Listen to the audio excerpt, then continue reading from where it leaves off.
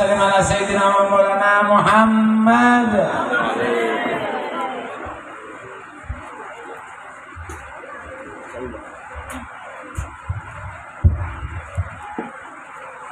Bismillahirrahmanirrahim. Assalamualaikum warahmatullahi taala wabarakatuh. Assalamualaikum warahmatullahi wabarakatuh. Sayyidina Muhammad wa ala ali Sayyidina wa Maulana Muhammad.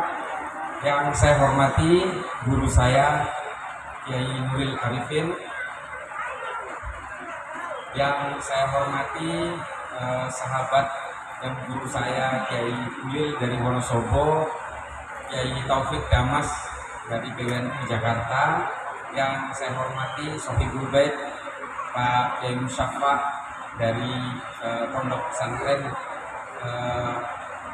Islam Nusantara Sopo Tunggal, yang saya hormati seluruh PCNU, MWCNU, ranting, anak ranting, beserta seluruh banom-banom NU yang ada di wilayah Kabupaten Kecamatan Sragi, Kabupaten Pekalongan. Yang saya hormati ibu-ibu, bapak-bapak sekalian yang ada dalam majelis ini. Perkenalkan, saya Islam Bahrawi. Saya asli Madura, besar di Madura, nyantri di Madura, kuliah di Jakarta, sempat belajar sedikit di Amerika, sempat tinggal di Amerika 4,5 tahun kurang lebih, dan kemudian kembali ke Indonesia. Bapak Ibu sekalian yang saya hormati dan dirahmati Allah, dalam beberapa hari terakhir ini kalau diperhatikan di YouTube, nama saya sempat disebut-sebut sebagai orang yang menghina salah satu pondok pesantren di Jawa Timur. Saya tidak tahu seperti apa kok saya bisa menghina pondok pesantren, padahal guru-guru saya di tempat saya nyantri itu sebenarnya adalah santri di tempat pesantren yang konon saya hina itu. Padahal di dalam ajaran-ajaran keilmuan dan juga tuntunan para ulama Nahdlatul Ulama itu, guru dari guru saya adalah guru saya. Artinya tidak mungkin saya menghina pondok pesantren. Saya sebutkan pondok pesantrennya Sidogiri, tapi memang saya kemudian dituding sebagai penghina dan pemecah belah umat. Ini tudingan yang tidak mendasar. Memang video itu beredar ketika saya memberikan di salah satu halakoh di Kabupaten Nganjuk, Jawa Timur. Saya mengatakan bahwa saya menolak fatwa dari Ustadz Abdus Somad yang menghalalkan bom bunuh diri di Palestina. Dan ketika itu saya mengatakan yang menyerang saya itu adalah santri-santri dan alumni Sidogiri. Lalu saya katakan yang menyerang saya itu juga adalah kelompok-kelompok dari yang terafiliasi dengan NU garis lurus. Nah, ada satu kesalahan ucap saya di situ. Saya mengatakan mereka-mereka ini adalah pengkhianat Nahdlatul Ulama dan juga pengkhianat negara. Lalu kemudian digoreng, dikemas seolah-olah saya menghina bahwa pondok pesantren Sidogiri ini adalah pengkhianat negara. Dan kemudian semakin runyam ketika kepentingan-kepentingan politik masuk, Pak. Partai politik masuk, kepentingan politik masuk, saya dianggap anti Anies. Yang satu sisi saya dianggap sebagai orang yang anti-Islam dan sebagainya. Pada akhirnya saya melakukan klarifikasi dan meminta maaf juga lewat video yang juga beredar di YouTube hari ini, mulai dari sejak 3 hari yang lalu.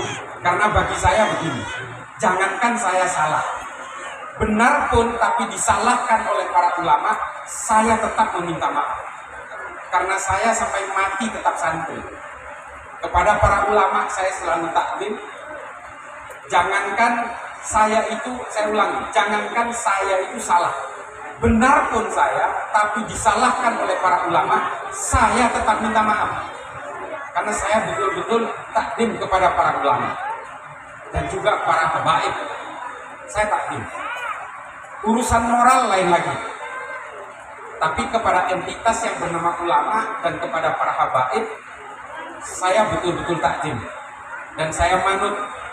Oleh karena itu, saya berikan klarifikasi ini yang pertama di Pekalongan, karena lama-lama berkembang kemana-mana Pak. Ketika ada media-media dari kelompok pengusung politik mulai menulis ini, saya mengatakan bahwa inilah campur tangan politik. Ketika dia terjun ke tengah-tengah umat, kepentingan-kepentingan politik ini, maka yang terjadi adalah kemudian penghakiman-penghakiman kepada siapapun yang dianggap berbeda. Bapak Ibu sekalian, para kiai, para alim ulama, para masyayikh, saya katakan bahwa saya tidak akan pernah berhenti mengatakan bahwa yang merusak umat beragama bukan hanya Islam. Yang merusak umat beragama bukan hanya Islam, baik itu juga Kristen, Hindu, Buddha, itu adalah politisasi agama. Saya selalu mengatakan ini. Lalu kemudian banyak yang tersinggung dari kelompok-kelompok pengusung politisasi agama ini yang memainkan agama sebagai kepentingan-kepentingan politik ini, kemudian merasa tidak terima. Menuduh saya pendukung capres ini, mendukung saya pendukung capres itu dan sebagainya. Saya sebenarnya kalau kata orang Jawa Timur Pak, kalau urusan politik itu orang paten, nggak mau tahu. Saya pernah menjadi pengurus DPP Demokrat. Saya pernah menjadi pengurus DPP Nasdem. Saya sudah tobat politik Pak.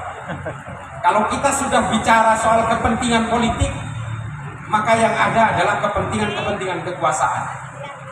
Kalaupun dia berteriak seolah-olah saya berjuang untuk agama, itu sebenarnya bukan ingin didengarkan oleh Tuhan Pak. Mereka ingin didengarkan oleh konstituen. Mereka ini adalah kelompok-kelompok yang menyeret paksa Tuhan ke dalam bilik suara. Tuhan itu nggak peduli politik Pak. Tuhan itu nggak perlu, tidak ada kepentingan politik. Allah itu nggak ada kepentingan politik. Bapak tinggal di pojokan negara Argentina saja, di sana di hutan Amazon sana misalnya, tetap boleh Pak memeluk Islam. Berislam tidak perlu paspor dan visa, nggak perlu. Naik haji baru perlu, karena di situ ada lintas politik Pak, karena itu ada di negara lain. Untuk berkeimanan nggak ada paspor dan visa Pak, dimanapun kita boleh memeluk Islam, boleh sekali. Makanya kemudian kata Ibnu Khaldun dalam Al-Muqaddimah dikatakan Allah itu nggak ada politik-politikan gitu, nggak ada. Manusialah kemudian yang berusaha menguasai petak-petak bumi yang mengatasnamakan langit, kata Ibnu Khaldun dalam Al-Muqaddimah. Makanya kemudian hari ini banyak sekali kepentingan-kepentingan di tahun-tahun politik ini yang berusaha membajak jubah-jubah agama, membajak jubah-jubah kesalehan. Supaya apa? Supaya dicoblos saja. Setelah jadi ya udah selesai gitu aja. Kita ya tetap menjadi masyarakat biasa. Tapi partisipasi politik itu penting Pak. Kata siapa? Kata Imam Ghazali. Kata Imam Ghazali, Islam dan politik itu seperti saudara kembar. Orang Islam harus berpolitik Pak. Yang mampu, yang punya biaya harus berpolitik. Wajib. Supaya apa? Supaya produk politik tidak keluar dari maqasidus syariah. Ini kata Imam Ghazali. Tapi kita ingat juga perkataan dari Ibnu Rushd dalam Tahafut at-Tahafut. Dikatakan bahwa kalian boleh untuk bermimpi memiliki kekuasaan. Tapi satu catatannya, jangan jadikan agama sebagai tunggangan-tunggangan politik kamu untuk mencapai kekuasaan. Karena kamu kalau mencapai kekuasaan menggunakan kendaraan agama, ketika berkuasa kejahatanmu pun akan dibenarkan dengan dalil-dalil agama. Nah, ini Pak, makanya saya selalu bersuara. Narasi saya sama aja. Mau di Pekalongan, mau di Blitar kemarin, nanti juga saya akan di Malang besok, lusa saya akan ada di Bangsal di Mojokerto. Sama narasi saya. Karena saya punya keyakinan begini, umat Islam itu terpecah belah karena persoalan politik. Syiah dan Sunni bermusuhan 1421 tahun sampai hari ini gara-gara persoalan politik. Gak damai-damai Pak. Sampai sekarang kata orang Syiah Sunni itu kafir, kata Sunninya Syiah itu yang kafir. Terus begitu selama berabad-abad. Dan kemudian umat Islam saling membunuh sesama orang Islam gara-gara persoalan politik. Ini mohon maaf saya langsung ngegas kalau persoalan ini. Banyak Pak. Kalau kata Tarikhul Khulafa'nya Imam As-Suyuti, bahkan Sayyidina Abu Bakar pun juga diracun. Sayyidina Umar dibunuh oleh salah seorang budak dari Majusi, penganut agama Majusi. Tapi kemudian setelah itu Sayyidina Utsman dibunuh oleh sesama orang Islam, Sayyidina Ali dibunuh sesama orang Islam, Sayyidina Hasan juga diracun oleh sesama orang Islam, Sayyidina Ali juga dibunuh oleh sesama orang Islam gara-gara persoalan-persoalan politik.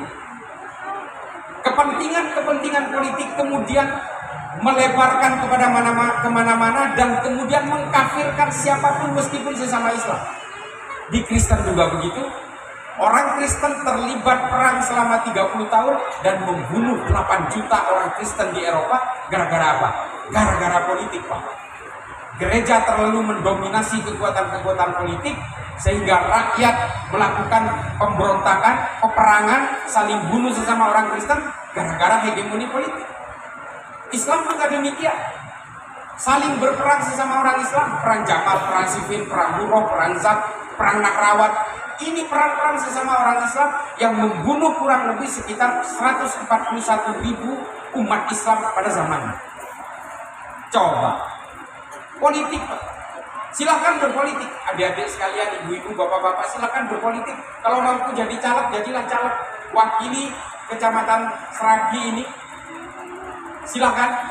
Orang Seragi berpolitik jadi caleg di DPRD, kalau jadi harus mewakili kepentingan orang-orang Seragi. Konstituennya kepentingan jalan rusak, jalan hancur, usulkan ke pemerintah ini betulin, harus wajib itu. Sebagai seorang Islam dari Pekalongan, kalau mau jadi caleg di DPR di Senayan sana, jadilah caleg di sana.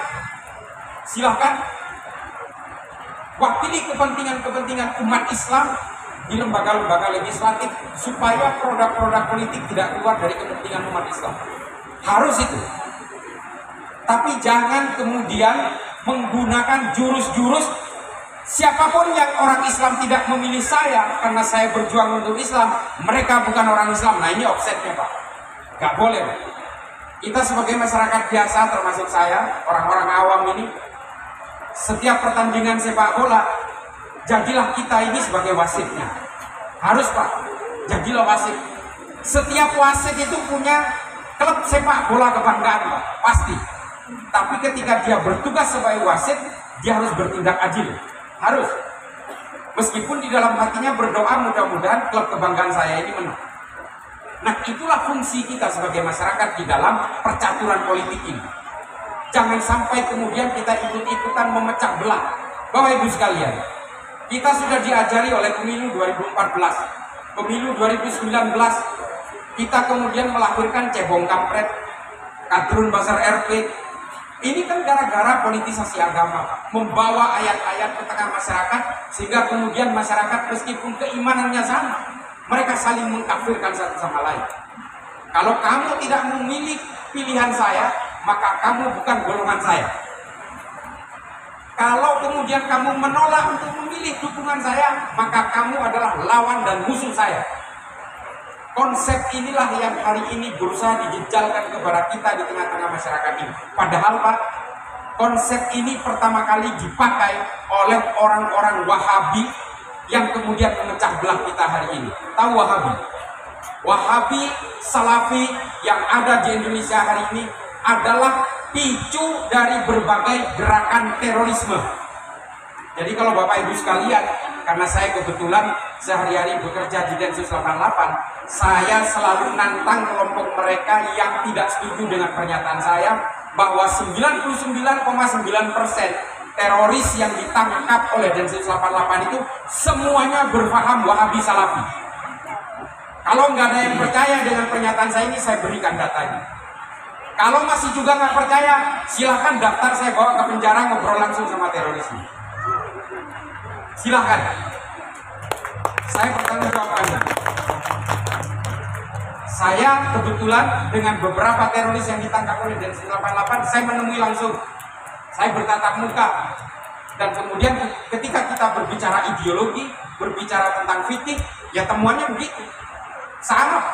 Mereka menganggap kita ini semua adalah orang-orang fasik. Karena kita maulidan, karena kita tahlilan, karena kita haul, karena kita ziarah kubur dan sebagainya. Lalu kita dikatakan sebagai penyembah kuburan dan ahlul bid'ah. Apa yang diyakini oleh Wahabi Salafi di luar, termasuk yang disampaikan oleh ustadz-ustadz yang mengharamkan wayang dan sebagainya di media-media itu, sama keyakinannya dengan teroris-teroris yang ada di penjara hari ini. Sangat. Bedanya di mana? Ustadz-ustadz Wahabi Salafi yang berbicara di media itu adalah pintu pembukanya. Teroris itu adalah produk akhirnya. Kalau masuk ke ajaran-ajaran seperti ini, di dalamnya kemudian dia belajar bagaimana caranya membenci orang lain yang berbeda dan bagaimana menghakimi, lalu kemudian mengkafirkan orang yang berbeda. Pada suatu saat akan terjebak di situ. Kesadaran-kesadaran secara perlahan itu akan dibentuk sehingga orang akhirnya merasa gerak ketika berada di lingkungan kalangan Nahdiyin seperti kita. Sehingga akhirnya apa? Aswaja diplesetkan, Pak.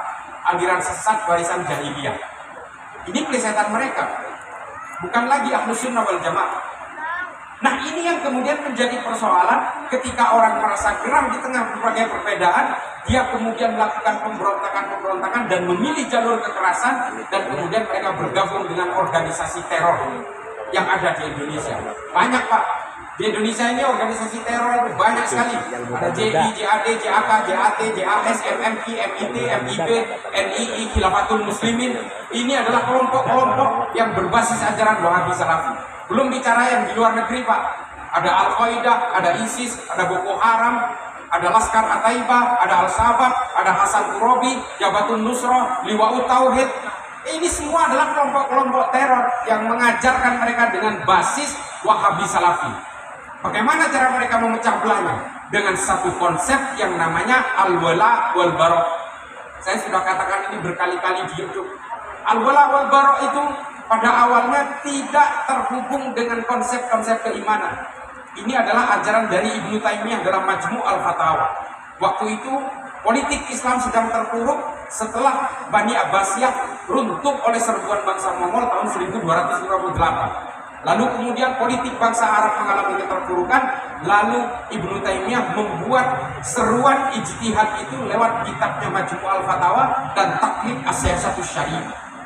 Kemudian digelorakanlah al-wala' wal bara' untuk membangkitkan gairah dari orang-orang Arab untuk keberdayaan politik.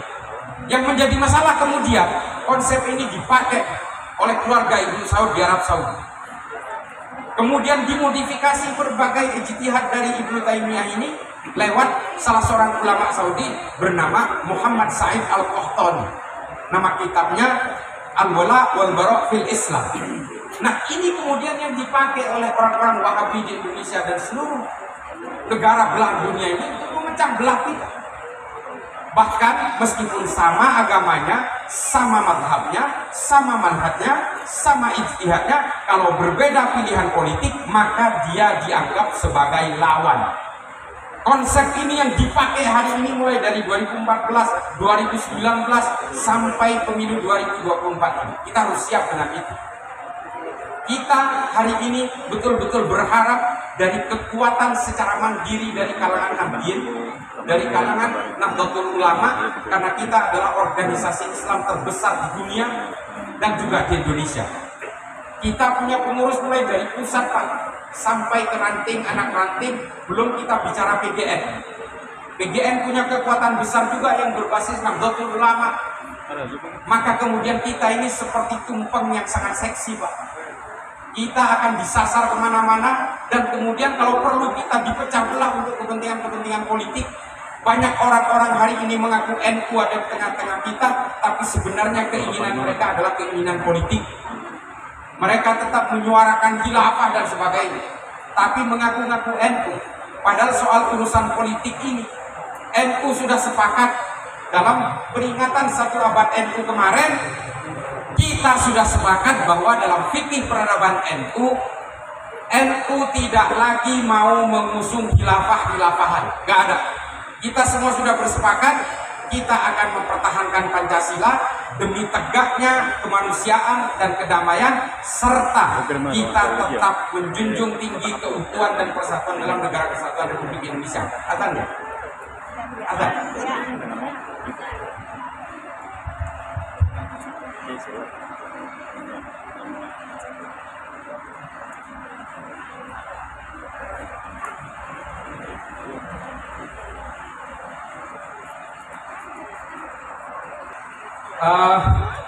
Jadi apapun yang kemudian akan kita hadapi dalam bulan-bulan ke depan ini, marilah kita merapatkan barisan. Apapun intinya adalah apapun pilihan kita, mari kita berbicara dengan hati nurani kita sendiri. Silahkan pilih Pak yang kira-kira betul-betul sami'na wa ta'na dengan para ulama, Nahdlatul Ulama. Silahkan, siapapun itu. Saya tidak punya kepentingan politik untuk menggiring-giring Bapak untuk pilih si A, si B. Silahkan Pak, yang penting satu, kita jaga ukhuwah Islamiyah dan kita jaga persaudaraan di antara kita dari kalangan Nahdliyin. Kita tidak boleh berpecah lagi Pak. Kita selama ini terlalu mudah dipecah belah dengan berbagai propaganda khilafah, Wahabi dan sebagainya. Kita tidak boleh lagi Pak. Kita tetap bagaimanapun presiden yang terpilih nanti adalah kepala negara kita. Baik itu Anies, Ganjar atau Prabowo, kita tidak ada urusan Pak. Kita tetap harus takdim kepada pemerintahan siapapun. Nah oleh karena itu Bapak Ibu sekalian, mungkin saya tidak bisa terlalu panjang lebar, masih ada Kiai Taufik Damas, tapi saya juga harus bergeser ke pojok timur, ke Jawa Timur hari ini karena besok saya acaranya pagi di Malang. Terus saya juga langsung bergeser ke Mojokerto. Jadi mohon maaf, dia tidak bisa berlama-lama karena memang jadwalnya sangat padat. Karena kemarin saya pikir bulan kemarin acara di sini. Makanya ketika saya di Garut, waduh, ini kok bisa simpang siur gini, ternyata bulan ini. Makanya saya harus sempatkan karena saya dikunci oleh Pak Kiai Musyafa dari sejak 2 bulan yang lalu.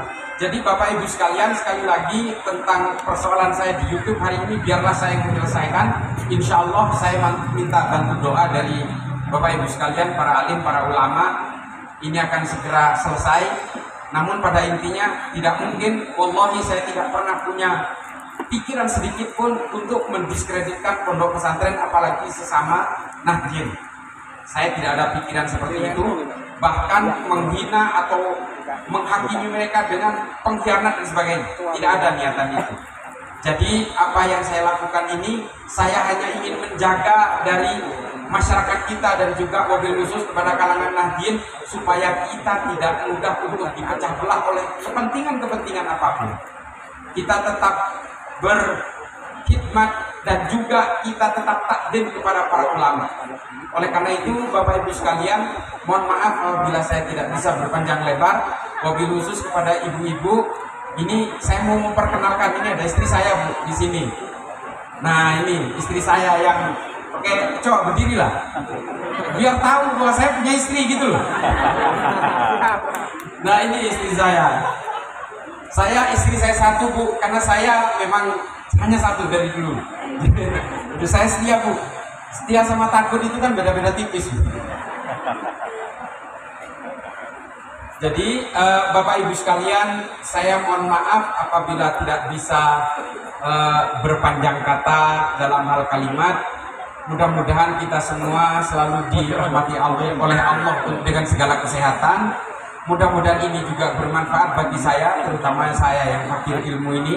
Mohon maaf Pak Kiai Taufik, Pak Kiai Nuril Arifin. Akhiran ihdinas siratal mustaqim, Allahumma muwaffiq ila aqwamit thoriq. Wassalamualaikum warahmatullahi taala wabarakatuh. Waalaikumsalam.